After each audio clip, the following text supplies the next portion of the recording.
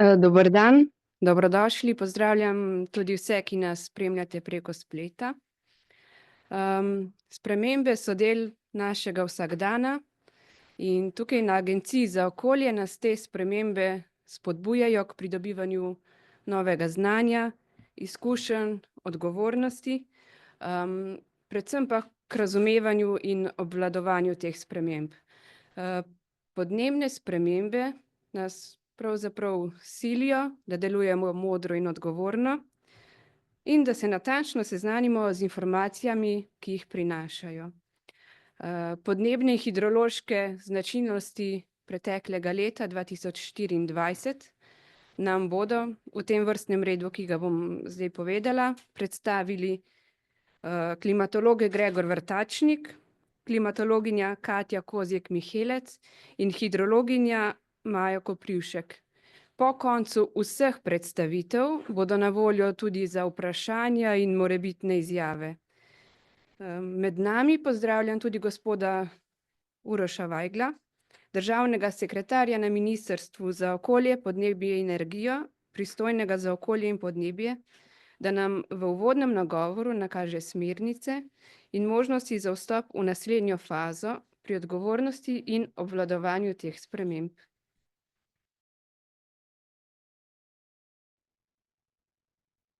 Lep pozdrav vsem skupaj. Pred enim letom smo novinarsko konferenco o stanju podnebja otvorili z dejstvom, da je bilo leto 2023 najtoplejše leto. In ta uvod lahko letos zopet ponovimo. Leto 2024 je bilo najtoplejše zabeleženo leto. Globalna povprečna temperatura površja Zemlje je bila za 1,55 stopinj Celzija nad povprečjem v primerjavi z obdobjem 1850 do 1900. In to pomeni, da smo najverjetneje doživeli prvo koledarsko leto, v katerem je bila globalna povprečna temperatura za več kot 1,5 stopinje Celzija višja od tiste v predindustrijskem obdobju. Kot je v nedavnih izjavah poudarila generalna sekretarka Svetovne meteorološke organizacije Celeste Cavlo, ki bo v začetku februarja prvič prišla na obisk tudi v Slovenijo, pravzaprav nismo imeli le enega ali dveh rekordnih let, temveč smo imeli celoten desetletni niz. In ta celotni desetletni niz segrevanja spremljajo uničujoče posledice ekstremnega vremena, dvigovanje morske gladine in taljenje ledu. In vse to je posledica rekordnih količin toplogrednih plinov, ki jih v ozračje sproščajo človeške dejavnosti.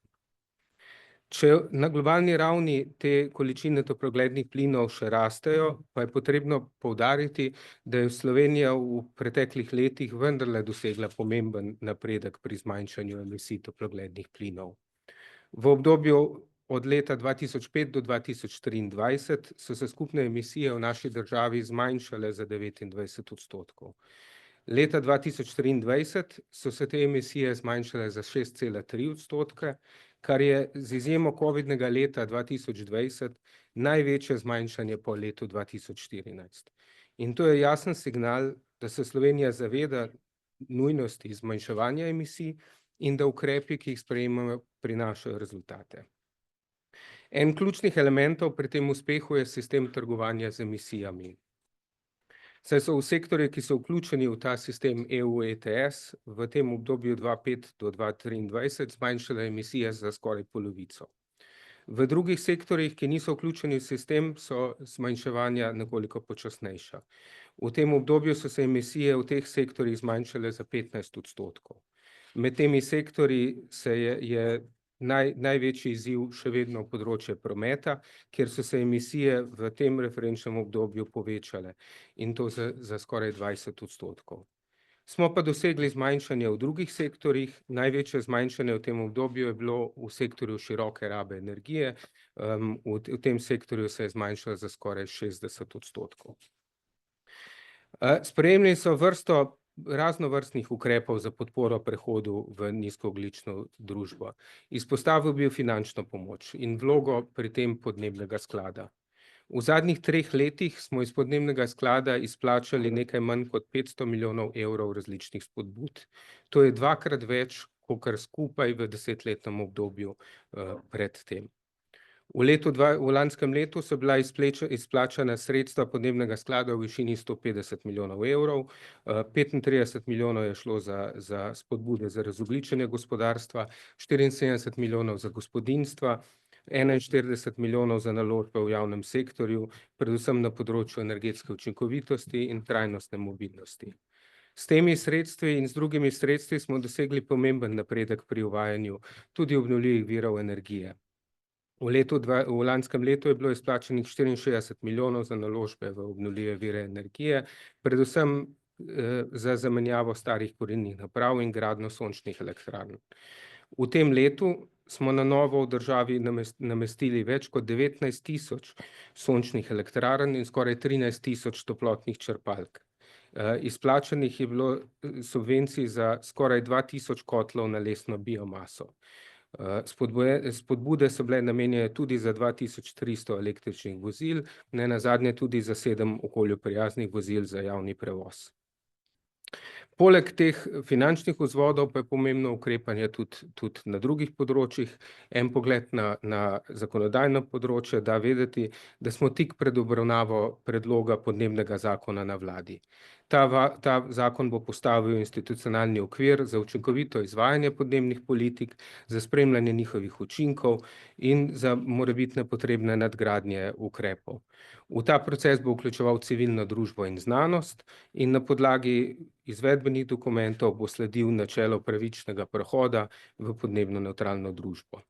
Seveda pa je sočasno z blaženjem potrebno poskrbeti tudi za prilagajanje na podnebne spremembe in tudi ta segment naslavljamo v okviru predloga podnebnega zakona. Z področja prilagajanja pa izvajamo tudi 3 ključne aktivnosti, ki bi jih želel izpostaviti in sicer kot prvo pristopamo k pripravi nove nacionalne strategije prilagajanja podnebnim spremembam.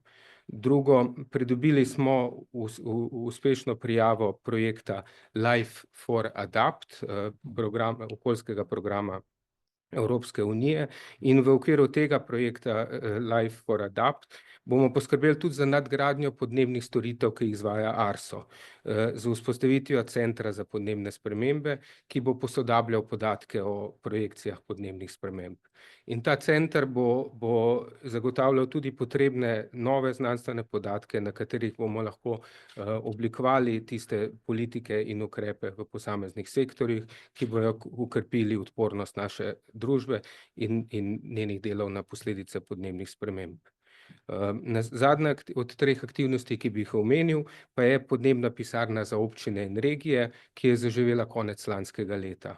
Gre za prvo javno partnerstvo v zgodovini Ministrstva za okolje in za vzpostavitev pisarne, ki bo predstavljala podporo lokalnim skupnostim pri načrtovanju podnebnim ukrepom. Pomagala bo občinam in regijam pri vključevanju teh v njihove razvojne načrte, prav tako pa nudila tisto izobraževanje in svetovanje, ki je potrebno za to, da se to učinkovito izvede. Verjamemo, da smo z vsemi temi aktivnosti na pravi poti. Dosegli smo že veliko, ampak pred nami je pa še vedno mnogo izzivov.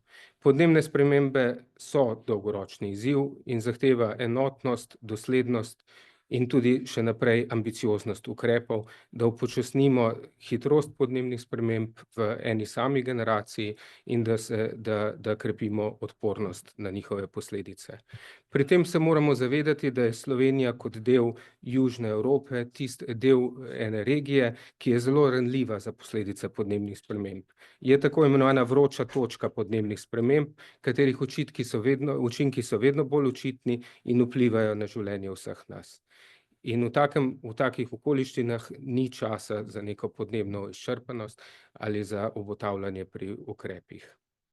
Ob teh mislih bi rad izrazil še eno posebno zahvalo ponovno sodelavcem ARSA za vso opravljeno strokovno delo, na podlagi katerih lahko ustvarjamo ustrezne ukrepe in z upanjem, da bojo te ukrepi tudi v bodoče kazali primerne rezultate.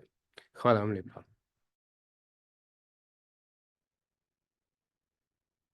Gospod državni sekretar Uroš Švajgelj, hvala. Sedaj vabim klimatologa Gregorja Vrtačnika, da nam poda svojo predstavitev. Najlepša hvala za besedo in lep pozdrav vsem. Torej, leto 2024, kot je že povedal državni sekretar, je bilo globalno leto presežkov. Imeli smo pa rekorde tudi na regionalni in pa državni ravni. Jaz bom predstavil bolj ta širši okvir, se pravi globalni in pa nekoliko tudi Evropo. Leto 2024 je bilo najtoplejše in to daleč najtoplejše leto od približno sredine 19. stoletja, ko imamo na voljo dovolj meritev, da lahko izračunamo statistiko za ves svet. In po podatkih Evropskega centra za srednjeročne vremenske napovedi je bila povprečna temperatura lanskega leta, se pravi temperatura zraka nad tlemi približno 15,1 stopinje Celzija, in kar je dobro desetinko več od prejšnjega rekorda, to je bila leto 2023, 7 desetink več od dolgoletnega povprečja, ki ga uporabljamo v zadnjih letih, to je od obdobja 1991 do 2020, in pa kar 1,6 stopinje nad predindustrijsko dobo oziroma drugo polovico 19. stoletja. In zadnjih 10 let je tudi 10 najtoplejših let v celem merilnem nizu, ki zdaj obsega 175 let podatkov. Tukaj na desni strani vidimo druge izračune drugih ustanov, ki se ukvarjajo s podnebnimi podatki. Vidimo, da so povsod prišli do približno enakega rezultata, se pravi, da je odklon lanskega leta približno 1,5 do 1,6 stopinje. In ta, recimo, neka skupna ocena je tam 1,55 stopinj z neko majhno negotovostjo, s česar lahko trdimo, da je leto 2024 verjetno prvo leto v zgodovini meritev, ki je preseglo prag 1,5 stopinja Celzija, ki je vsaj posredno omenjen tudi v Pariškem sporazumu. No, in to naraščanje temperature traja zdaj že, to hitro naraščanje zdaj traja že približno 5 desetletij in se je morda celo v zadnjem času nekoliko pospešilo. Tako da bomo mejo 1,5 stopinje Celzija za recimo za daljše časovno obdobje, neko tako srednjo vrednost dosegli verjetno že v nekaj letih, in s tem bo izpolnjen nekako prvi prag oziroma presežen prvi prag, ki ga omenja Pariški sporazum, čeprav je treba dodati, da Pariški sporazum se v resnici nanaša na konec 21. stoletja, vendar pa z današnjim tempom segrevanja bomo že kmalu prišli do 2 stopinj Celzija in se bomo težko potem nazaj brez zares izrazitih ukrepov vrnili do 1,5 stopinje. To seveda pomeni, da večina tega ogrevanja, ki smo ga imeli v zadnjih 150 letih, bo z nami ostala še kar nekaj časa. Lansko leto je bilo leto tudi rekordno toplih mesecev, se pravi, ni bilo samo celo leto rekordno toplo, izstopali so predvsem zima, pomlad in poletje, potem pa se je proti koncu leta ta temperaturni odklon nekoliko zmanjšal in je padel pod odklon leta 2023. Smo pa imeli lansko leto tudi najtoplejši dan, se pravi, ne samo leto, ni bilo samo najtoplejši meseci ali pa celo leto, ampak tudi najtoplejši dan v zgodovini meritev, to je bil 22. julij, ko naj bi globalna povprečna temperatura presegla 17 oziroma natančno 17,16 stopinj Celzija. In lansko leto je bilo rekordno toplo kar v številnih delih sveta, predvsem v ekvatorialnih predelih, subtropskem pasu in pa tudi marsikje v zmernih širinah severne poloble. Tako da je bilo to rekordno toplo leto za približno četrtino površja planeta in pa 40% prebivalstva. In tudi Slovenija je med temi državami, ki so imeli rekordno toplo leto. In pa, kar je še pomembno poudariti, nikjer na svetu verjetno lansko leto ni bilo rekordno hladno za celo obdobje. Se pravi, na eni strani imamo približno četrtino Zemlje, ki je bila rekordno topla, na drugi strani nimamo verjetno nobenega kraja na svetu, ki bi bil rekordno hladen v tem celotnem merilnem nizu. In tudi v Evropi so bile razmere podobne kot po svetu, se pravi, govorimo o rekordno toplem letu s še večjim odklonom kot na globalni ravni, kar je pravzaprav že kar nek običaj v zadnjih letih. Opažamo, da je Evropa med tistimi območji, ki se najhitreje segrevajo. In tako je bilo lansko leto za 1,5 stopinje toplejše ne od začetka industrijske dobe oziroma predindustrijske dobe, temveč od zadnjega referenčnega obdobja in pa kar 0,3 stopinje toplejše od prejšnjega rekorda, ki je bilo doseženo pa leta 2020. In samo na Islandiji, tukaj obarvano modro, je bila temperatura zraka nižja od dolgoletnega povprečja, povsod drugod smo imeli pa izredno tople razmere, predvsem v državah srednje, jugovzhodne in pa vzhodne Evrope. Se pravi, kar nekaj evropskih držav je imelo rekordno toplo leto in tudi vidimo, da se v Evropi temperatura zraka strmo vzpenja v zadnjih desetletjih. Kako pojasnimo te rekordne razmere leta 2024 po svetu in pa po Evropi? Zaradi globalnega segrevanja se temperatura zraka v zadnjih desetletjih dviguje s trendom približno 0,24 stopinje Celzija na desetletje ali mogoče bolj predstavljivo 2,4 stopinje Celzija na stoletje. In v letu 2023 in začetku leta 2024 smo imeli v Pacifiku pojav El Niño, za katerega je znano, da nekoliko poviša globalno temperaturo in tudi tokrat je bilo tako.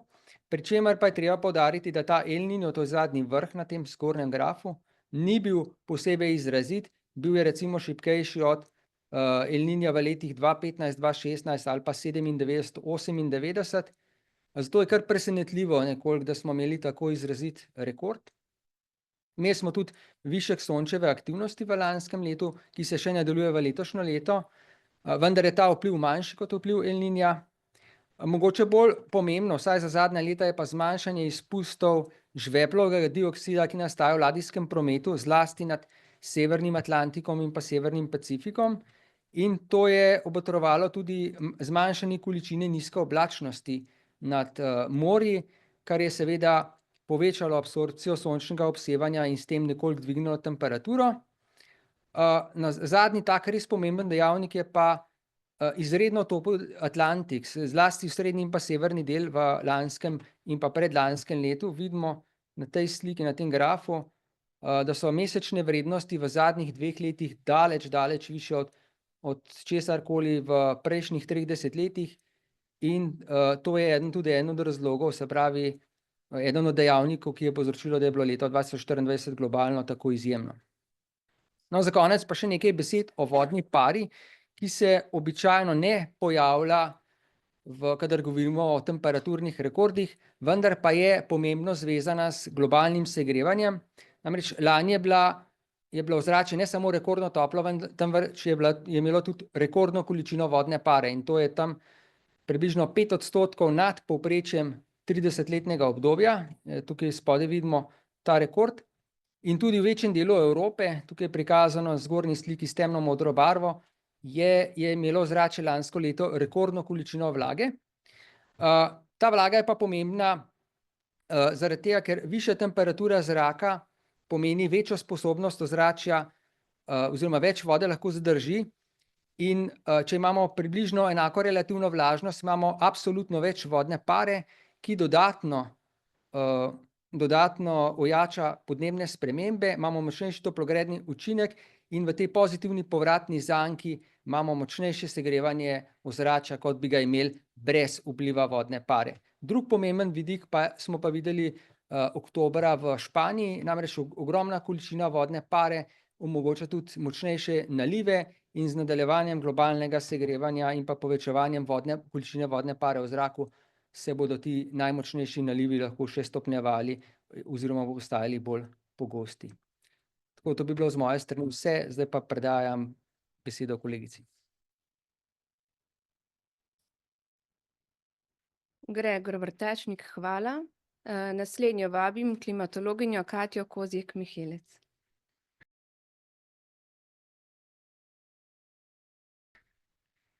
Lepo pozdravljeni še v mojem imenu. Ja, tako, za nami je nekoliko bolj prijazno leto, sploh v primerjavi z letom poprej, ampak je bilo kljub vsemu izredno, sploh kar se tiče temperature. Leto 2024 je bilo z naskokom najtoplejše leto v zgodovini naših meritev, bilo je nadpovprečno namočeno, a skromno s snegom in pa povprečno osončeno. To so nekako glavne statistike, nadaljujemo pa sedaj najprej s temperaturo zraka. Povprečna temperatura zraka je na ravni Slovenije lansko leto znašala okoli 11,3 stopinje. Odklon od povprečja 1991-2020 pa je znašal kar 1,8 stopinje. To je kar pol stopinje več kot eno leto prej in v bistvu največ od leta 1950 naprej, ko imamo na voljo primerljive podatke. Rekordna sta bila tudi odklona povprečja dnevne najnižje in najvišje temperature zraka. Prostorsko gledano so bili največji odkloni v vzhodni polovici države in na jugu ter v gorah, najnižji odkloni pa so bili po nižinah Primorske in po nekaterih delih Ljubljanske kotline.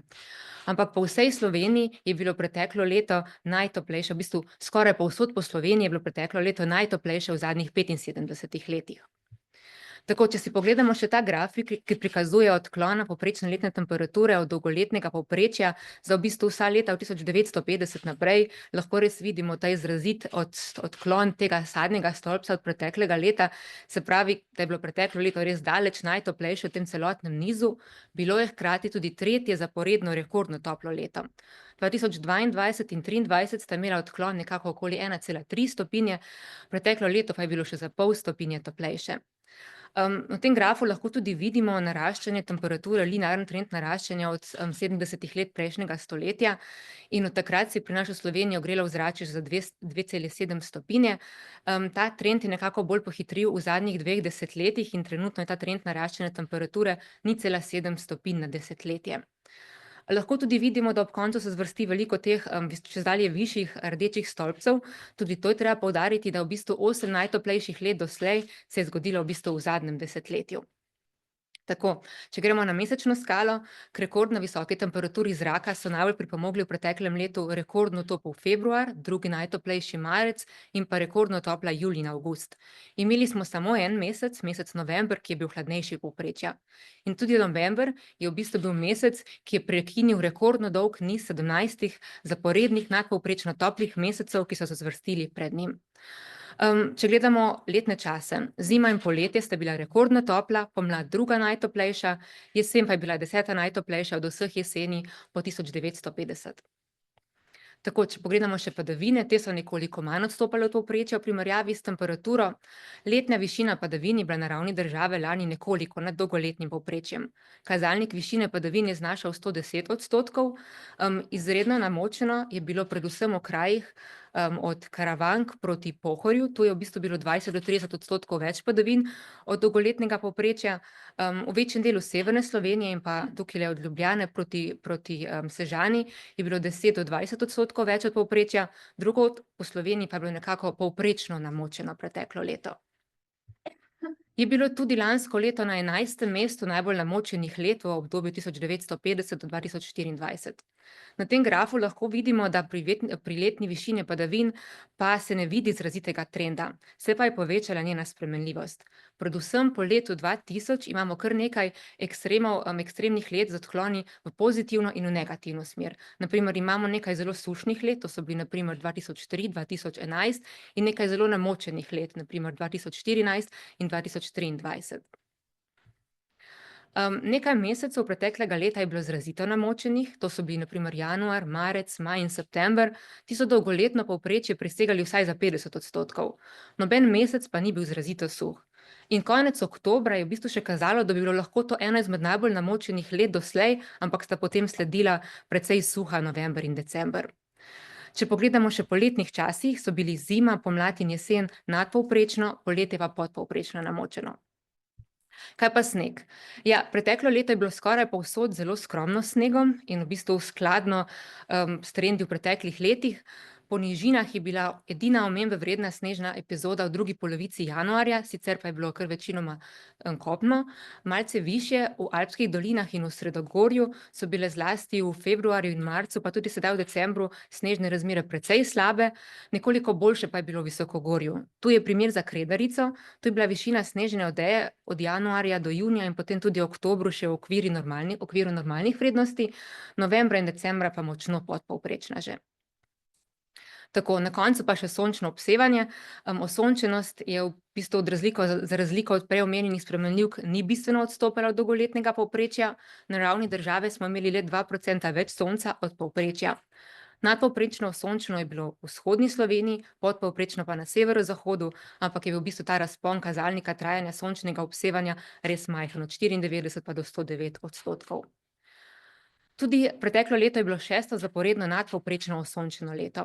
Na tem grafu levo spodaj lahko vidimo, da v bistvu od 70 let prejšnjega stoletja vidimo izrazit, a ne enakomerno naraščajoč trend trajanja sončnega obsevanja.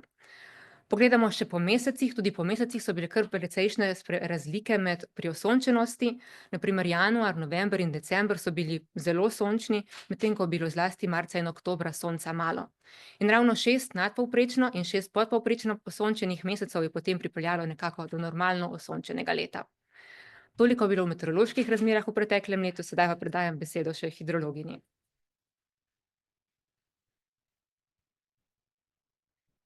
Katja Kozjek Mihelec, hvala. Zdaj pa vabim še zadnjo predstavitev, hidrologinjo Majo Koprivšek.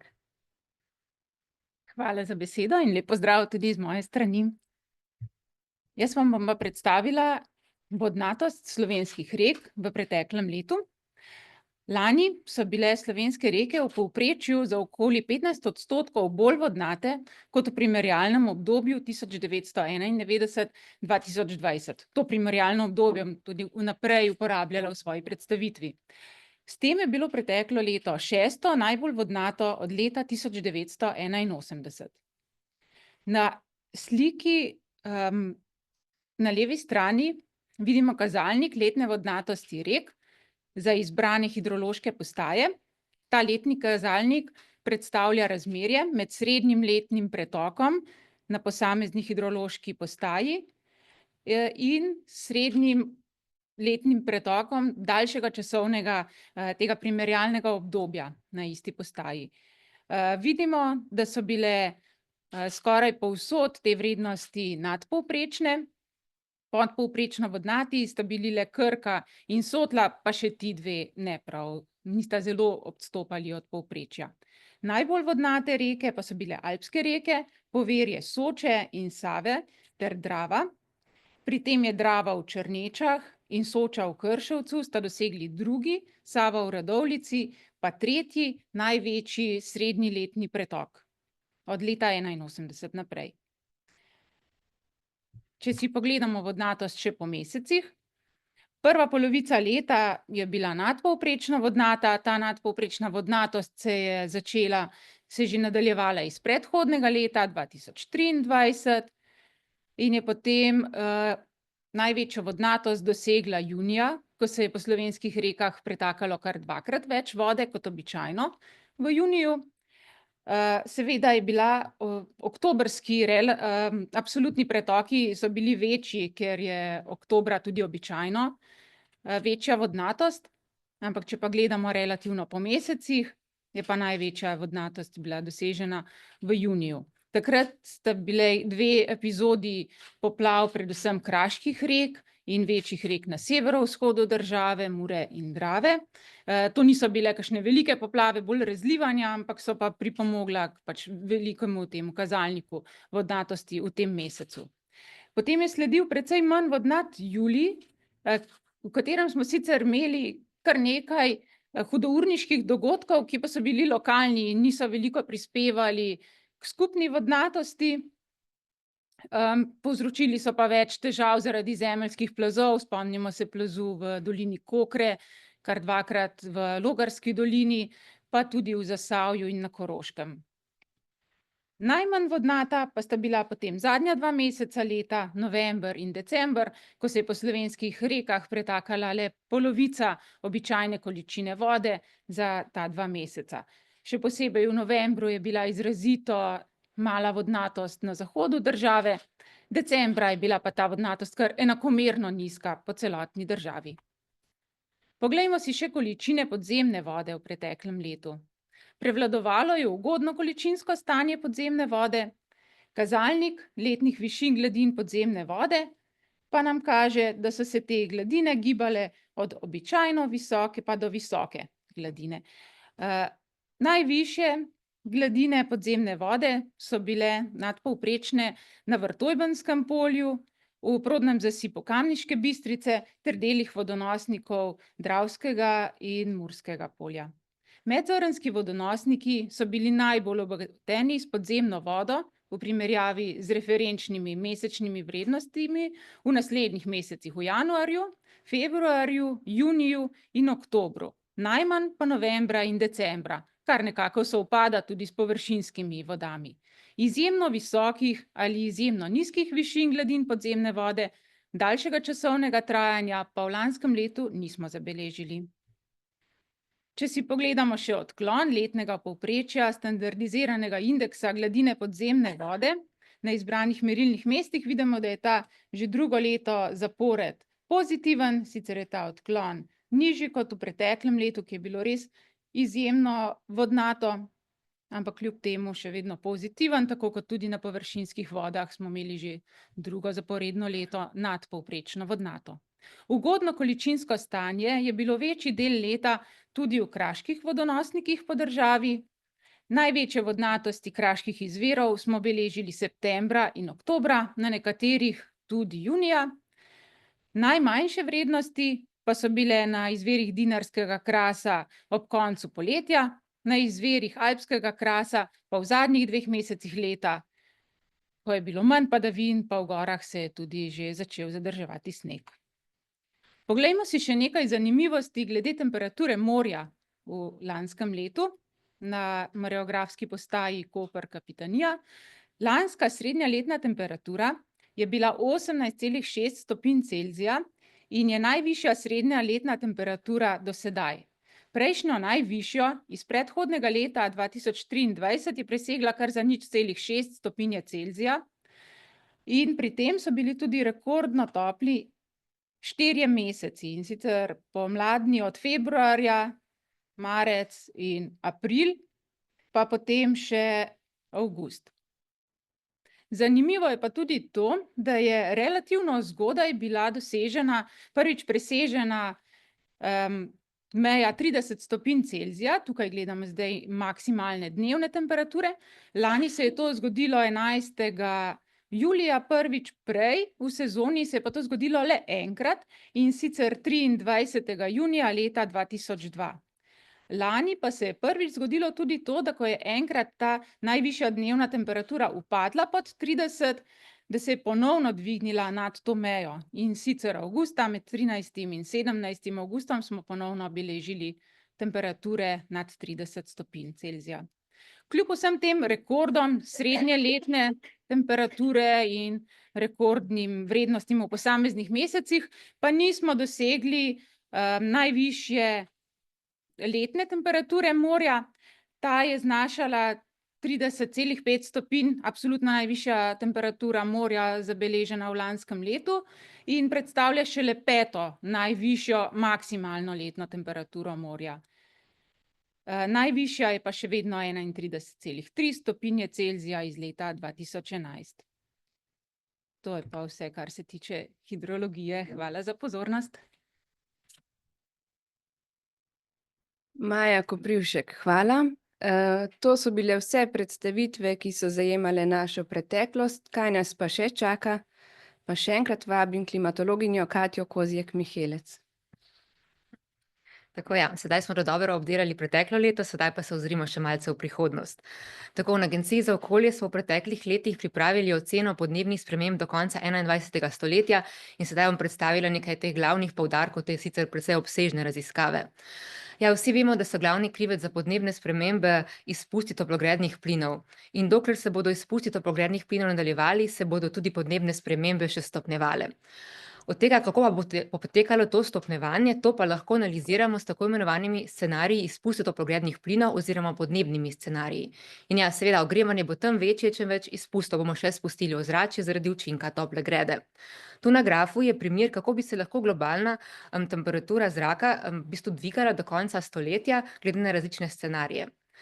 Ker pa imamo v bistvu podnebne spremembe, prinašajo regionalno različne posledice, tako da si bomo sedaj pogledali, kaj to pomeni za našo Slovenijo. Kar se tiče temperature, se bo v Sloveniji ta ne glede na scenarij izpustov toplogrednih plinov temperatura še vedno višala, odvisno je samo, kako visoko se bo še dodatno dvignila. Po optimističnem scenariju, najbolj optimističnem scenariju, ki sledi Pariškemu sporazumu in predvideva aktivno politiko blaženja podnebnih sprememb, bi se lahko do konca stoletja ogrelo še za 1 stopinjo. Po najbolj pesimističnem scenariju, ta pa predvideva, da v bistvu glede izpustov ne naredimo nič in se v bistvu ti še eksponentno povečujejo, pa bi se lahko dodatno ogrelo še za 6 stopinj Celzija. Z zvišanjem temperature se bo tudi vročinski stres stopnjeval. Več bo vročinskih valov, ti bodo daljši in izrazitejši. Več bo tropskih noči, ko se temperatura po noči ne bo spustila po 20 stopinj. Več bo vročih dni s temperaturo nad 30 stopinj. In po najbolj pesimističnem scenariju bi lahko do konca stoletja imeli do 45 več vročih dni na leto, kot jih imamo sedaj. Kar se tiče padavin, so spremembe nekoliko manj izrazite kot pri temperaturi. Ampak vemo, da v bistvu zrak pri višjih temperaturah sprejme vase več vodne pare, kar potem posledično pomeni tudi več padavin. In pri tem nekako so si enotni tile grafi za vse letne čase, nekako najmanjše spremembe so opazne za pomlad in jesen, najbolj pa za zimski čas. Tu so si v resnici vsi scenariji enotni, da lahko v prihodnosti pričakujemo zvišanje višine padavin v zimskem času. Nekoliko drugačna slika je za poletje. Tu je precejšen razpon. Nekateri scenariji kažejo, da bi lahko prišlo do močnega zmanjšanja, nekateri pa do močnega povečanja višine padavin v poletnem času. In tu lahko za analogijo že uporabimo pretekla poletja. Na primer, poletje 2022 je bilo hudo sušno poletje, imeli smo tiste obsežne gozdne požare na Krasu in potem že naslednjo leto 2023 je bilo poletje hudih neurij in katastrofalnih poplav. In več takih dogodkov lahko pričakujemo tudi v prihodnosti. Tako, je pa kaže tudi, da se bodo število padavinskih dni v poletnem času zmanjšalo, tako da količine padavine, ki bi padle v poletnem času, bi padle bolj v obliki nalivov, se pravi, se poveča tudi verjetnost za močnejše nalive, kot že prej sem omenila, zrak pri višjih temperaturah vase sprejme več vodne pare in to potem posledično predstavlja neko dodatno gorivo, energijo, ki se potem sprosti v padavinskih dogodkih in lahko posledično dobimo močnejše nalive, močnejša neurja. Snežna odeja, seveda, z zvišanjem temperature se bo manj snežnih padavin in tudi snežne odeje. Tu je graf, ki prikazuje v bistvu za nadmorske višine, kjer imamo v Sloveniji največ smučišč. In lahko vidimo drastičen upad števila dni snežne odeje, predvsem v zimskem in v pomladnem času. Po najbolj pesimističnem scenariju bi lahko ob koncu stoletja imeli mesec do mesec in pol manj dni snežno odejo.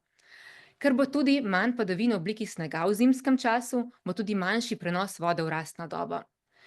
Ker pravimo, da v bistvu nekako si scenariji enotni, da bo več padavin v zimskem času, ampak na račun višje temperature bodo te bolj v obliki dežja, ne v obliki snega, potem je večja tudi verjetnost za nastanek zimskih poplav. Teh na našem območju doslej nismo ravno precej poznali. Tako pa še druga skrajnost, suše, seveda skladno z naraščanjem temperature se bo povečalo tudi izhlapevanje, ki potem dodatno nekako vodi v to večjo nevarnost za nastanek suš. Tudi pravimo, da so kar nekako scenariji nekateri nakazujejo, da bomo imeli precej sušnih poletij, ko bodo padavine padle predvsem v obliki nalivov. To je tudi manj idealno za zalogo vode v tleh, namreč ko imamo hud naliv, voda v bistvu sploh, če so tla že suha predhodno, niso sposobna tako absorbirati te vode in v bistvu voda po površju odteče in je tla ne uspejo zadržati in to posledično vodi tudi v večjo nevarnost hudourniških poplav. Tako, to je bilo nekaj poudarkov, skratka, pestra prihodnost je pred nami, zaenkrat pa hvala za vašo pozornost.